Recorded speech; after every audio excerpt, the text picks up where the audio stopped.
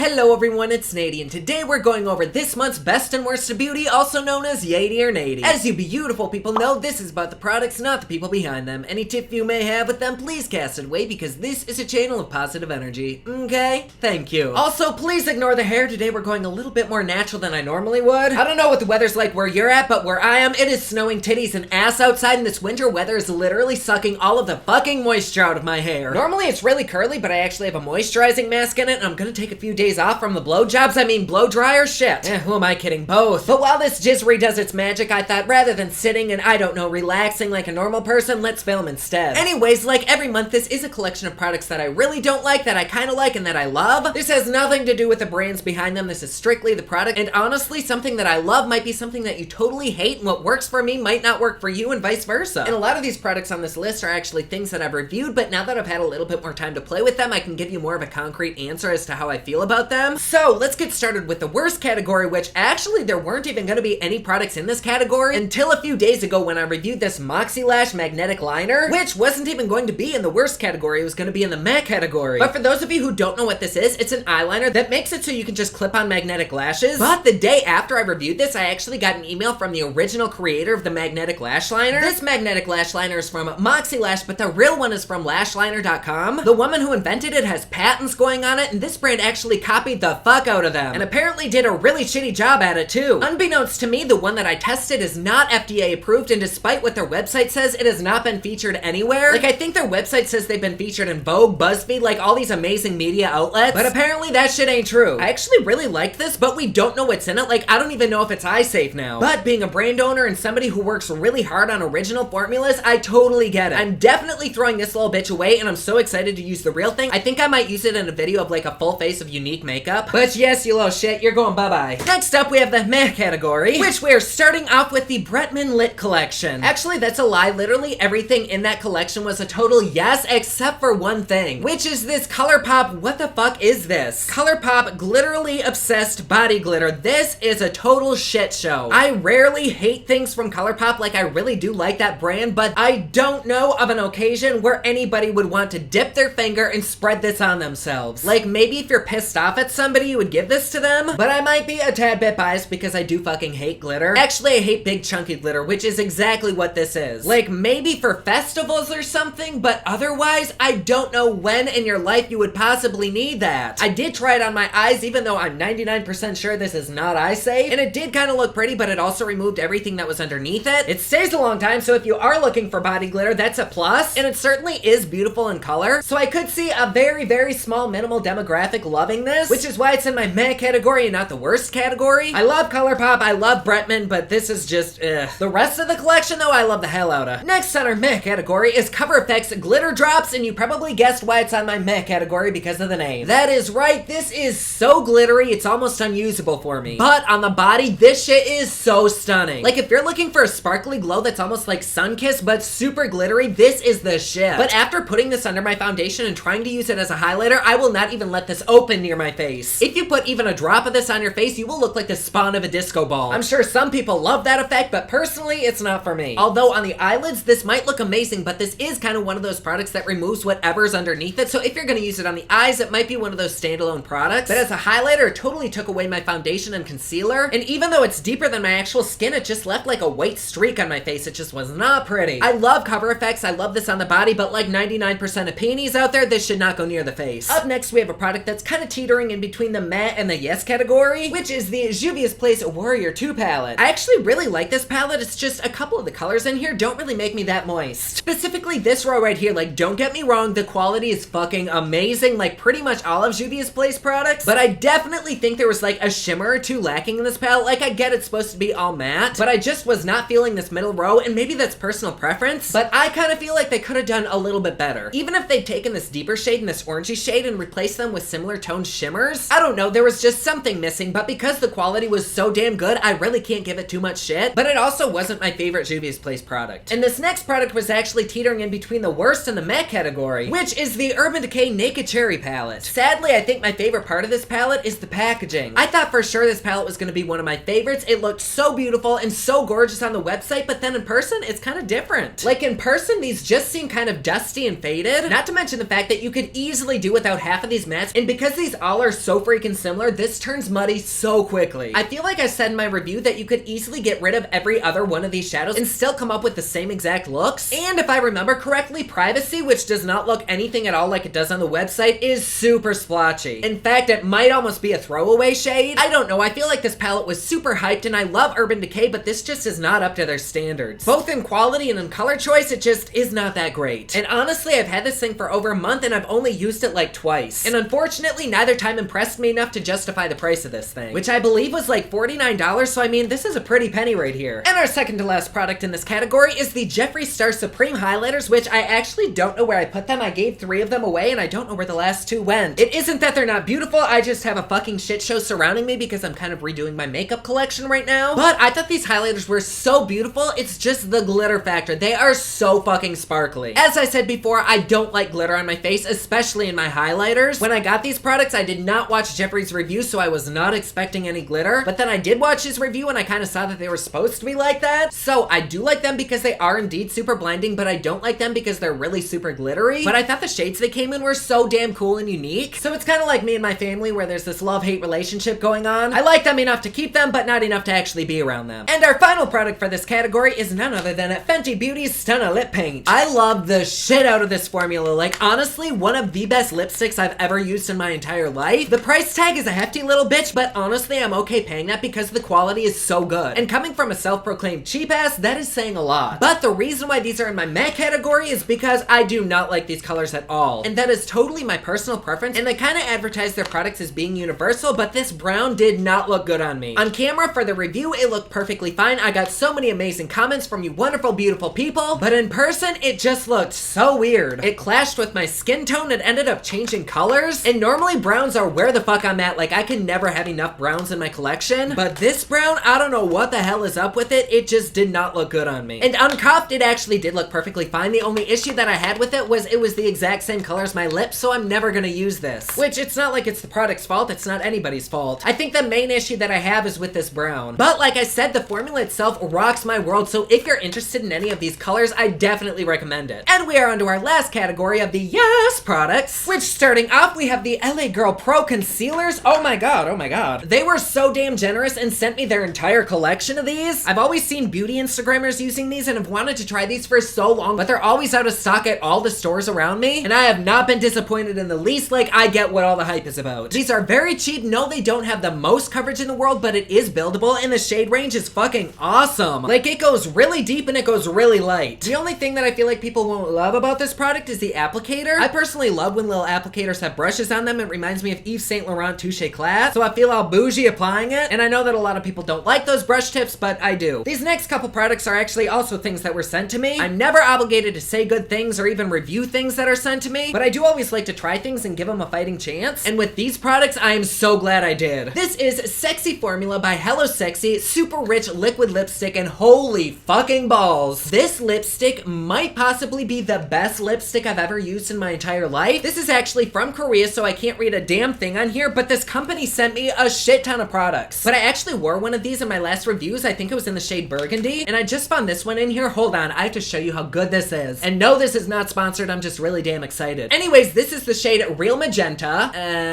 Oh my god. Oh god, it's just so damn creamy and pigmented. And it's the kind where you can do just like one swipe on your lips, then rub your lips together and rub it around, and it won't lose any pigmentation. Oh, and it's so comfy. I don't know what is in it or how much shipping is, but I might actually end up ordering like every shade they have. This is just some good shit. I'm definitely gonna have to try this out in like a full face of Korean makeup. Just a second, I'm gonna quick remove it. And it does come off pretty easily with makeup remover, but it lasts a long time, like even with eating. And our second to last product is from the same company. It is this egg sleeping pack. I still don't know what the hell is in this, but it looks like little tiny eggs, and you put it on your face as a mask. It comes with this little tiny spoon, and you break these apart, and then when you open it up, it looks like you crack like a little tiny baby egg in there. You just mix it up and scoop it on your face, and it is so freaking moisturizing. They say you're supposed to sleep with this on, but I actually end up rubbing it all in. I know this seems super weird, but this is literally the epitome of the awesomeness that is Korean beauty. And they come in this little box, but I'm actually almost out, and I guarantee you that my ass is gonna order a shit ton more of these. And last up for this month's The 80 or Nady is Jeffree Star Cosmetics Alien Palette. I love this palette so much, despite the packaging, which does kind of piss me off because it's so big and bulky. The quality of these shadows and the color of them is so fucking out of this world, get it?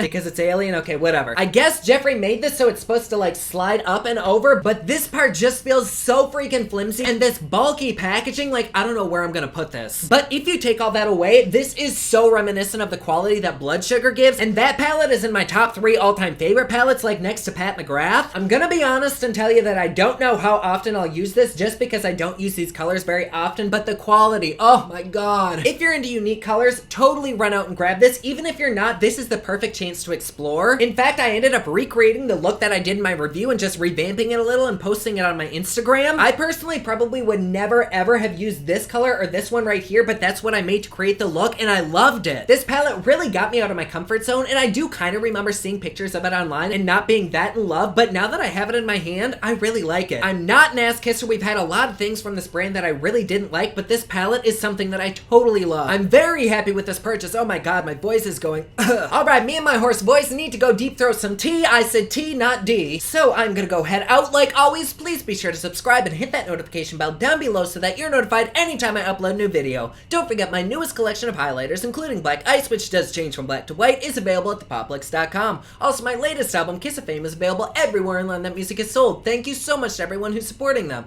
Comment down below, let me know what you thought of this video. Don't forget to like and subscribe. You can follow me on Snapchat, Instagram, and Twitter at officialnady, and you can follow me online at thepoplix.com. Thank you so much for watching. I love you all, and I will see you again soon. Bye. Oh shit.